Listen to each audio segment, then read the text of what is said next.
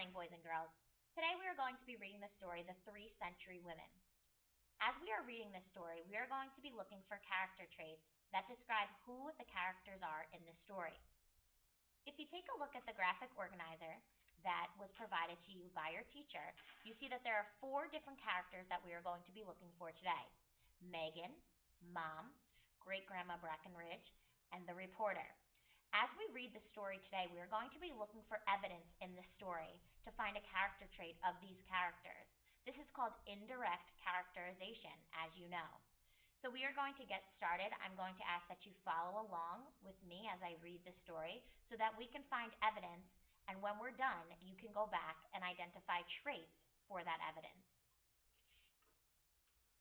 The Three Century Women by Richard Peck. The essential question here is, what will great-grandmother Breckenridge's 15 minutes of fame be like?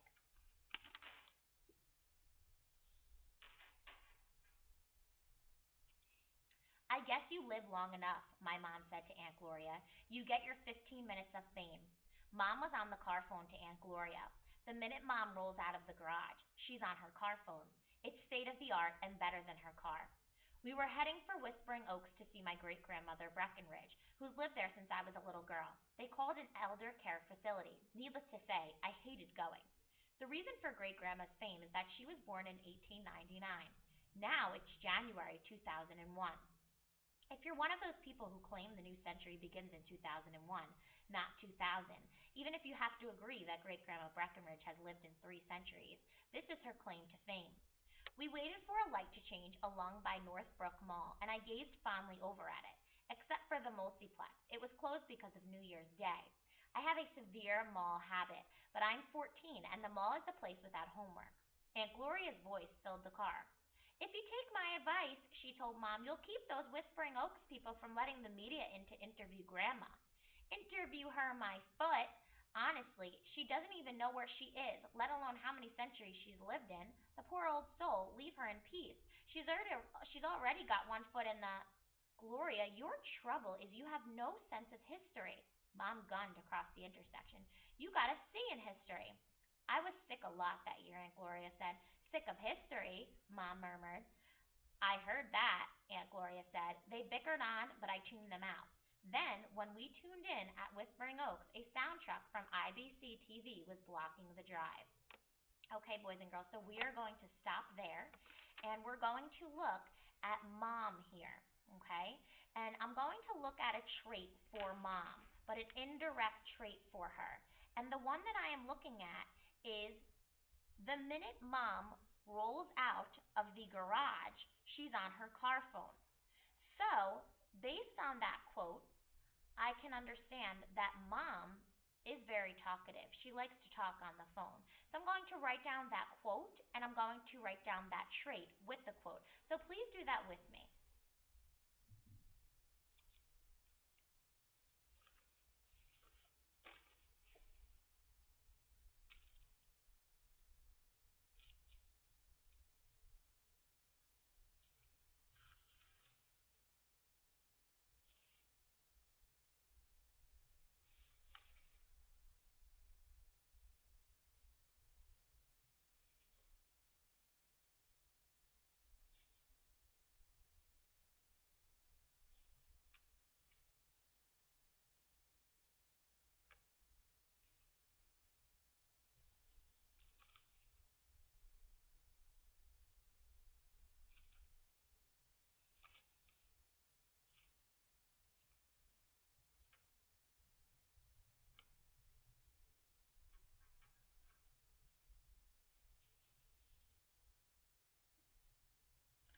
I'll give you a second to get that written down.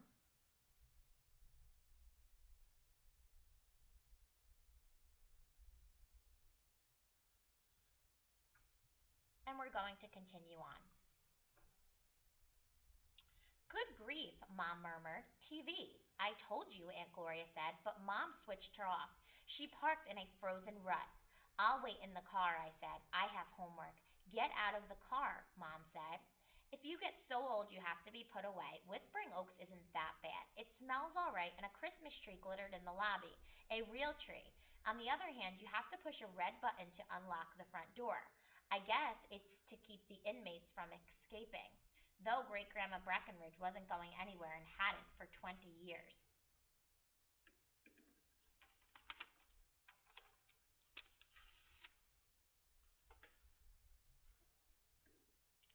When we got to her ring, the hall was full of camera crews and a woman from the suburban newspaper with a notepad. Mom sighed. It was like the first day of school when you think you'll be okay until the teachers learn your name. Stepping over a cable, we stopped at Great Grandma's door and they were on to us.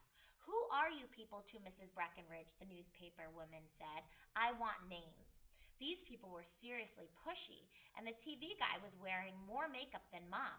It dawned on me that they couldn't get into Great Grandma's room without her permission.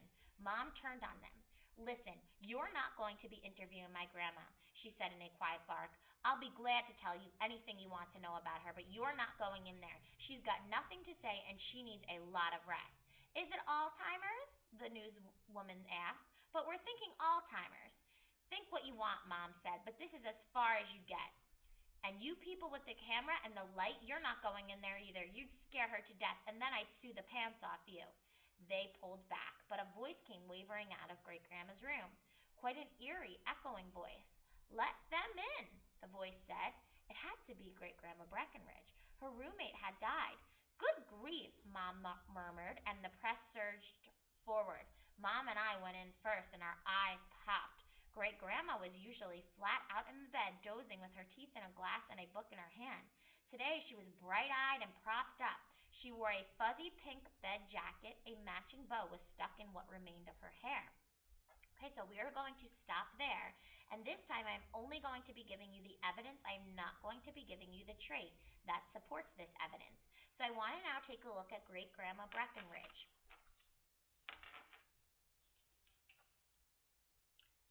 If you look at the last paragraph here, you see that when they entered the room, she was bright eyed and propped up. When somebody is bright eyed and propped up, you can assume that they are feeling a certain way. So hold your thoughts and just write down this quote for now.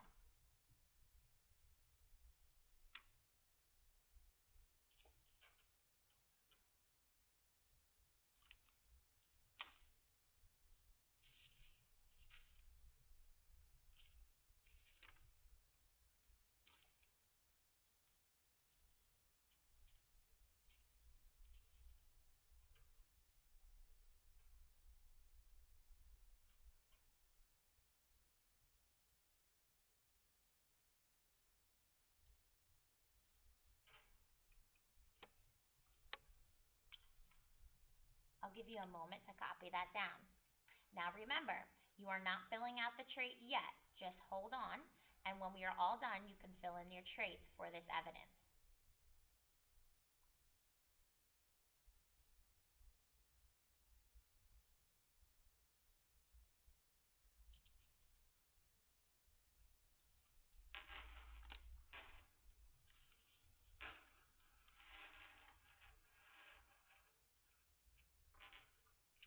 Oh, for pity's sake, Mom murmured. They've got her done up like a Barbie doll. Great Grandma peered from the bed at Mom. And who are you? She asked. I'm Anne, Mom said carefully. This is Megan, she said, meaning me. That's right, Great Grandma said. At least you know who you are. Plenty around this place don't. The guy with the camera on his shoulder barged in. The other guy turned on a blinding light. Great Grandma blinked. In the glare, we noticed she wore a trace of lipstick. The TV anchor elbowed the woman reporter aside and stuck a mic in Great Grandma's face.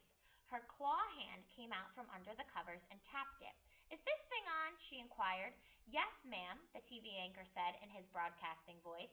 Don't you worry about all this modern technology. We don't understand half of it ourselves. He gave her his bag. 5:30. New smile and settled on the edge of her bed. There was room for him. She was tiny. We're here to congratulate you for having lived in 3 centuries, for being a 3 century woman. A great achievement. Great Grandma waved a casual claw. Nothing to it, she said.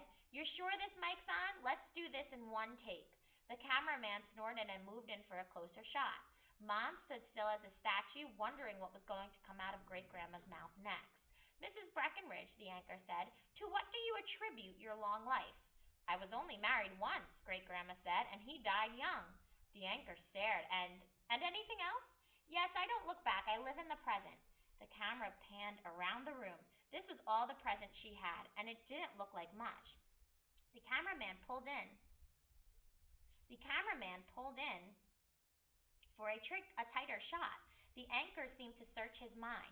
You could tell he thought he was a great interviewer, though he had no sense of humor. A tiny smile played around Great Grandma's wrinkled lips. But you've lived through amazing times, Mrs. Breckenridge, and you never think about them? Think back about them? Okay, we're going to stop there, and I'm going to fill out evidence for the reporter. And again, I'm only giving you the evidence. I'm not going to give you the trait. I would like you to think about the evidence and find the trait that best describes that evidence.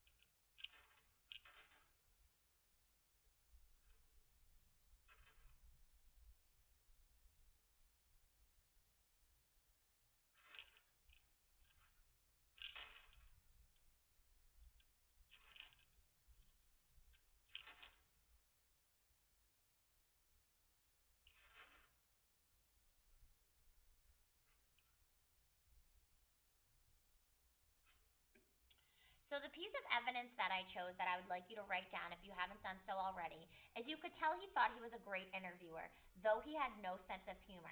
What does that tell you about the reporter who was interviewing Grandma Brackenridge? Does he think that she is funny? Does he think that he is being a off the chart type of interviewer? Is he a serious man? What is he? How does he feel as an interviewer? Please write that character trait when we are all finished on the bottom of the quote.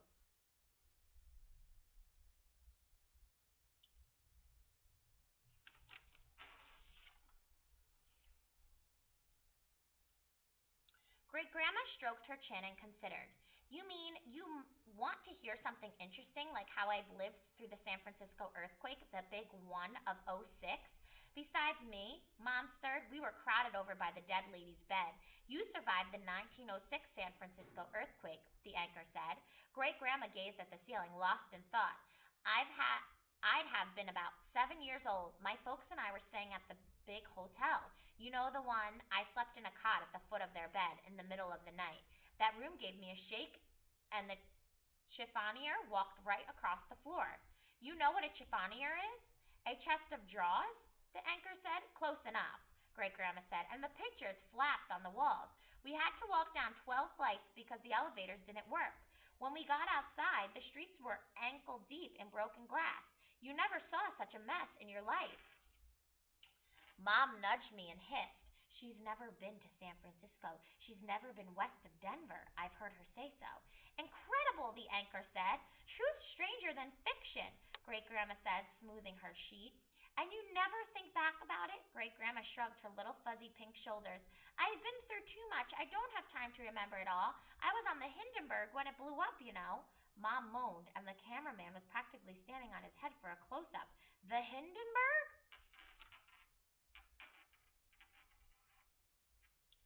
That big gas bag the Germans built to fly over the Atlantic Ocean. It was called a Zeppelin. Biggest thing you ever saw.